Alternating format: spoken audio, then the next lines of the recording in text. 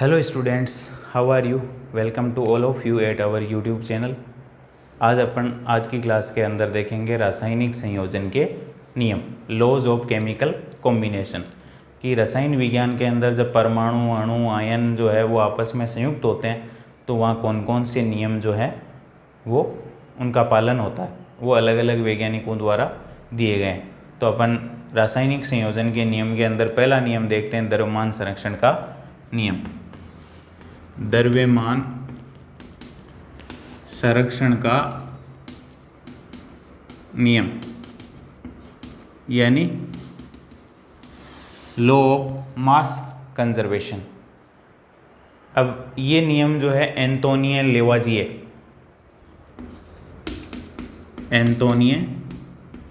लेवाजिए ने दिया था। और उसमें क्या कहा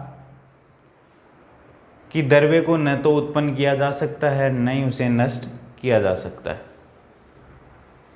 वो द्रव्यमान संरक्षण का नियम कहलाता है। तो इस नियम के अनुसार द्रव्य को न तो उत्पन्न किया जा सकता है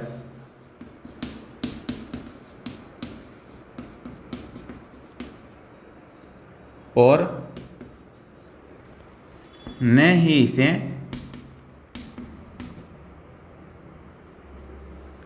नष्ट किया जा सकता है।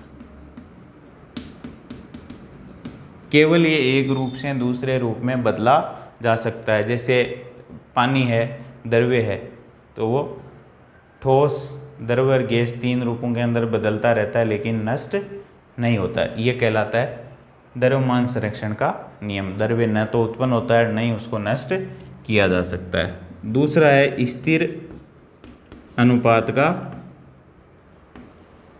नियम। स्थिर अनुपात का नियम ये दिया था जोसेफ प्राउस्ट साहब ने, वैज्ञानिक थे जोसेफ प्राउस्ट। क्या कहा उन्होंने कि किसी यौगिक के अंदर तत्वों के द्रव्यमानों का अनुपात सदैव स्थिर होता है। किसी यौगिक के अंदर तत्वों के द्रव्यमानों का अनुपात सदैव स्थिर होता है। किसी यौगिक में तत्वों के द्रव्यमानों का अनुपात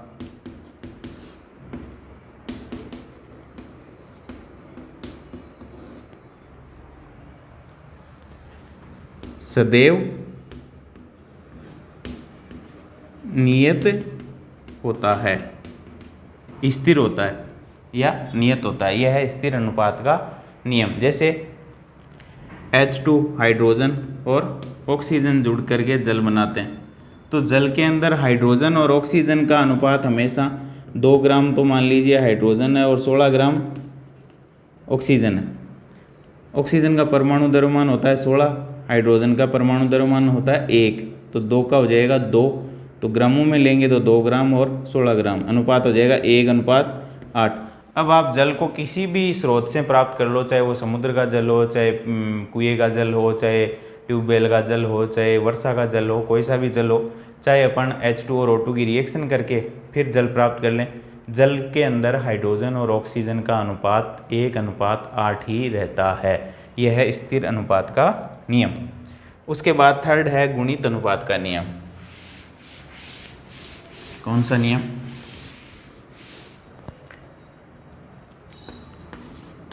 गुणित अनुपात का नियम। और ये नियम दिया था अपने जॉन डाल्टन साहब ने।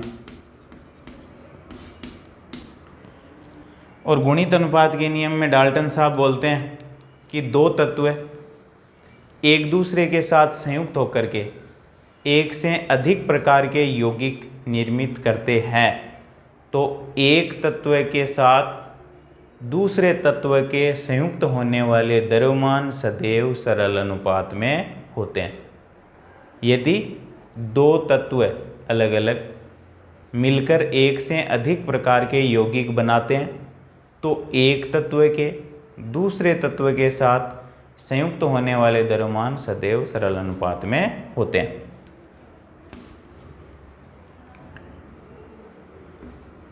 दो भिन्न भिन्न तत्व एक दूसरे के साथ संयुक्त होकर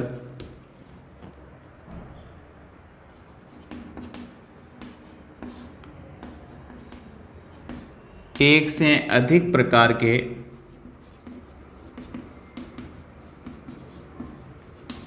यौगिक निर्मित करते हैं तो एक तत्व के दूसरे तत्व के साथ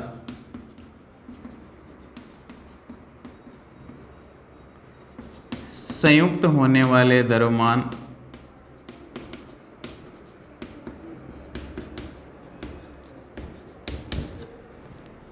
सदैव सरल अनुपात में होते हैं। अब ये बात तो लाइन तो लिख ली अपन ने, लेकिन एग्जाम्पल से समझ में आएगी अपने।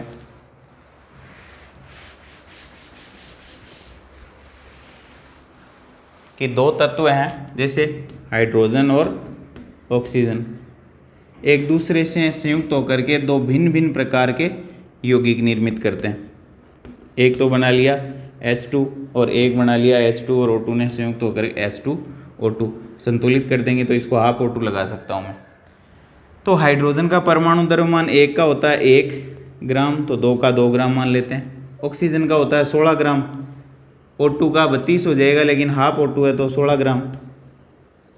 H2O 18 ग्राम, 2 ग्राम तो हाइड्रोजन, 1 ग्राम और 16 ग्राम ऑक्सीजन। इधर 2 ग्राम 16 ऑक्सीजन का होता है परमाणु द्रव्यमान 16, 2 का हो जाएगा 32 ग्राम 32 ग्राम, और ये हो जाएगा 16 दूनी 32 और 2 34 ग्राम। तो दो अलग अलग तत्व एक दूसरे के साथ संयुक्त होकर के एक से अधिक प्रकार के यौगिक, ये तो है जल हाइड्रोजन जल, और ये है हाइड्रोजन पेरोक्साइड, हाइड्रोजन पेरोक्साइड, दो अलग अलग प्रकार के यौगिक बना रहे हैं।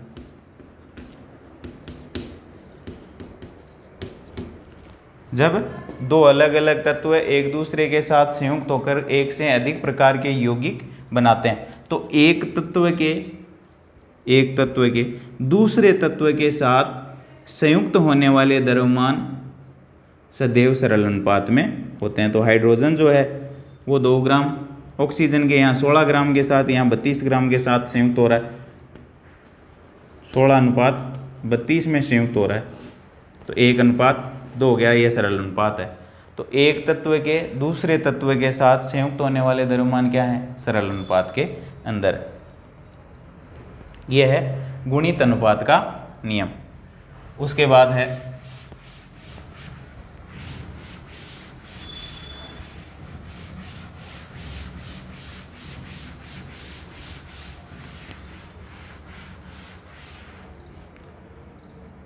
फोर्थ गैलुसेक का नियम। ये गैलुसेक का नियम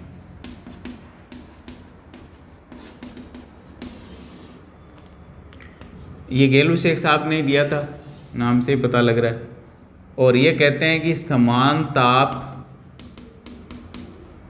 एवं दाब पर, ताप भी समान और दाब समान, समान ताप एवं दाब पर गैसें सदैव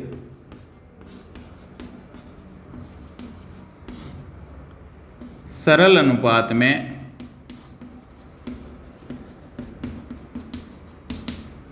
संयोग करती है, संयोग करती है। कि समान ताप रखा जाए, दाब भी समान रखा जाए तो गैसें जो है वो सदैव सरल अनुपात में संयोग करती है। जैसे H2 गैस O2 गैस के साथ संयुक्त होती है और H2O यानी जलवाष्प बना लेती है, जल वाष्प।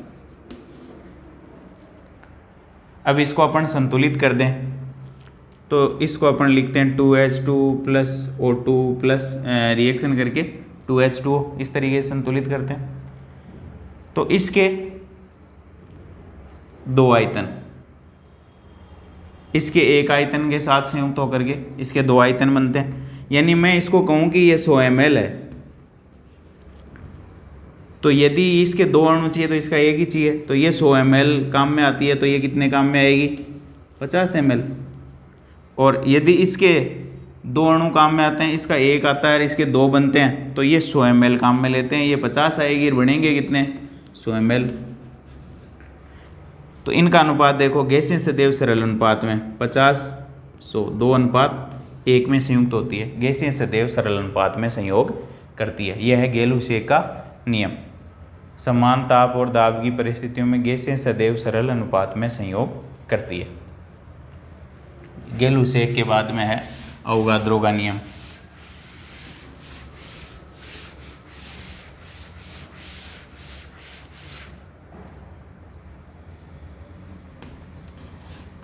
अवोगाद्रो का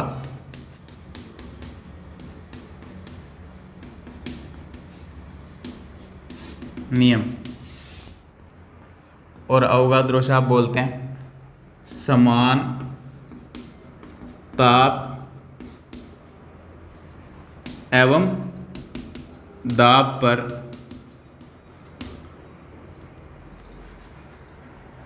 भिन्न भिन्न गैसों, अलग अलग गैसों, भिन्न भिन्न गैसों के समान आयतनों में अणुओं की संख्या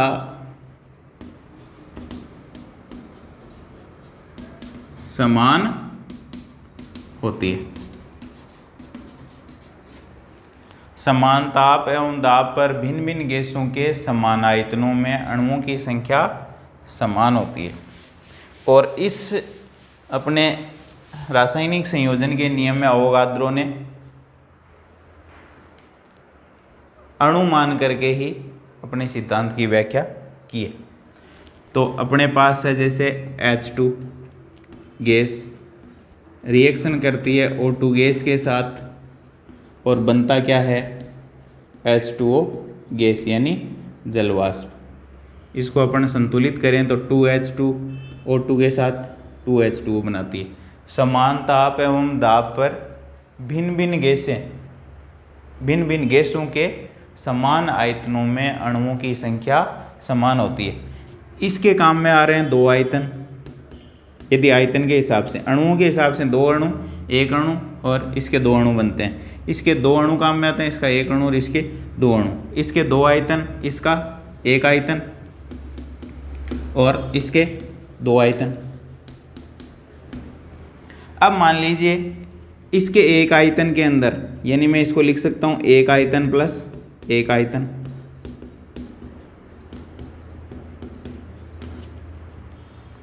इन दो को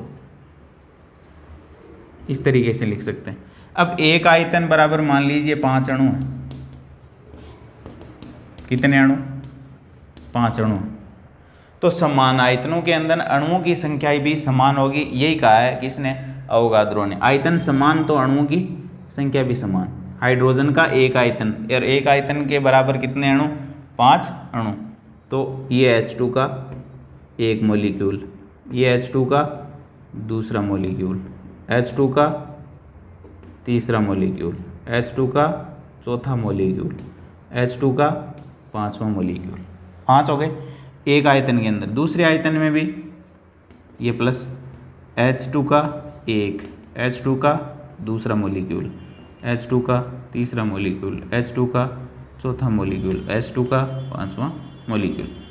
ये तो हो गए हाइड्रोजन के। फिर ऑक्सीजन, अपने सिद्धांत की व्याख्या जो है अनुमान करके की है। ऑक्सीजन में डबल बॉन्ड होता है, एक आयतन के अंदर 5 अणु, 4 और ये 5, तीनों संयुक्त होंगे। एक आयतन हाइड्रोजन, फिर एक आयतन हाइड्रोजन, एक आयतन ऑक्सीजन, और क्या बनेंगे 2 आयतन H2 के। तो एक आयतन में यदि 5 अणु है तो 2 आयतन में कितने हो जाएंगे 10 अणु। H2O कितने अणु बन जाएंगे 10, 1 2 3 4 5 6 7 8 9 और 10। 2 आयतन के अंदर 10 अणु है, एक आयतन के अंदर 5 अणु। अब यहाँ कोई भी तत्व है या अणु जो है वो शेष नहीं बचा है, सारे काम में पूर्णतया आ गए हैं। तो समान ताप और दाब पर भिन्न भिन्न गैसों के समान आयतनों में अणुओं की संख्या, यहाँ अपन ने अणुओं की संख्या समान होती है तो हाइड्रोजन गैस के एक आयतन में 5 अणु है, दूसरे आयतन में भी 5 अणु है, ऑक्सीजन का भी एक आयतन में 5 अणु है, और हाइड्रोजन H2O के 2 आयतन के अंदर 10 अणु है तो एक आयतन के अंदर इसमें भी 5 अणु है, और कोई भी तत्व है या अणु जो है वो शेष नहीं बचता है। यह है भिन्न भिन्न गैसों के समान आयतनों के अंदर अणुओं की संख्या समान होती है, यह अवोगाद्रो का नियम है। और देखो हाइड्रोजन जो है 10 अणु है तो 20 हाइड्रोजन काम में आ जाएंगे। तो हाइड्रोजन 5 अणु है, 10 इसमें है, 10 इसमें 20 हो गए। ऑक्सीजन जो है 5 अणु है, 10 है, तो 10 ही अणुओं के अंदर 10 ऑक्सीजन काम में आएगी, कोई शेष नहीं बचा। ये है अवोगाद्रो का नियम। ये रासायनिक संयोजन के अपने कुछ नियम